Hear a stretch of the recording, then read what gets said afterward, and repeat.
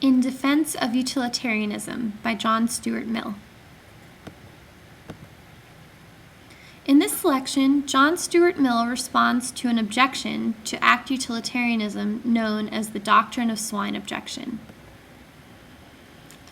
To suppose that life has no higher end than pleasure, no better and nobler object of desire and pursuit, the objectors designate as utterly mean and groveling, as a doctrine worthy only of swine.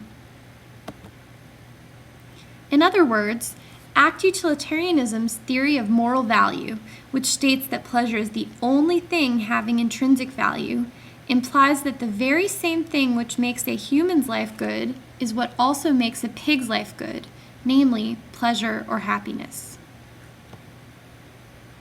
But pre-theoretically, it seems to many people that the things that make humans' life good, education, family, pursuing goals, are not shared with pigs at all.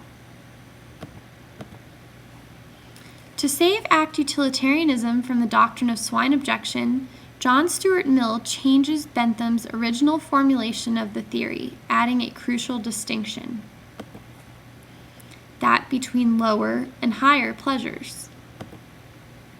Lower pleasures are those taken in such things as food, drink, sex, sleeping, and so on.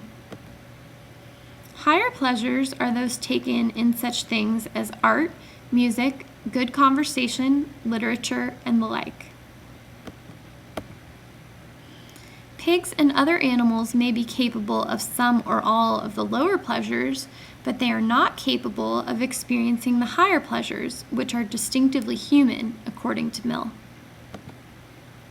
So, on Mill's version of act utilitarianism, it is not true that what makes a pig's life good is exactly the same thing as what makes a human life good.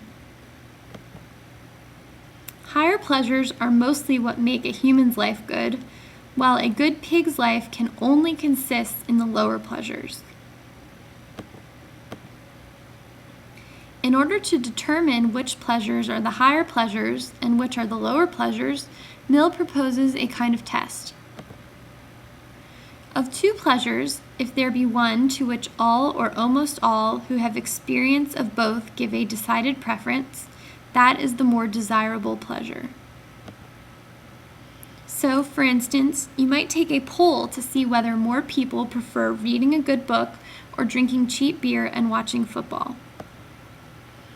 Mill thinks that more people will pick the book because humans naturally prefer to engage in the higher human-only activities.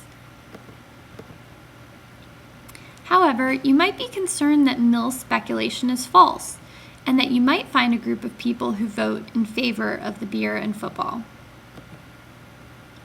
This would be bad news for Mill's theory because that would suggest that beer and football are actually higher pleasures. But Mill reminds us that we should poll only those people who are capable of experiencing both kinds of pleasures and who have actually experienced both in the past in order to get valid results. So Mill could just say that the beer and football crowd are either incapable of both kinds of pleasures or that they must not have experienced higher pleasures before in their lives. So Mill's test might still be valid.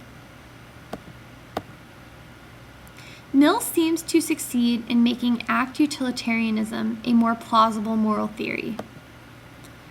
We need to take different types or qualities of pleasures into account when weighing the consequences of various actions, not just the quantity of pleasure that would result from the actions.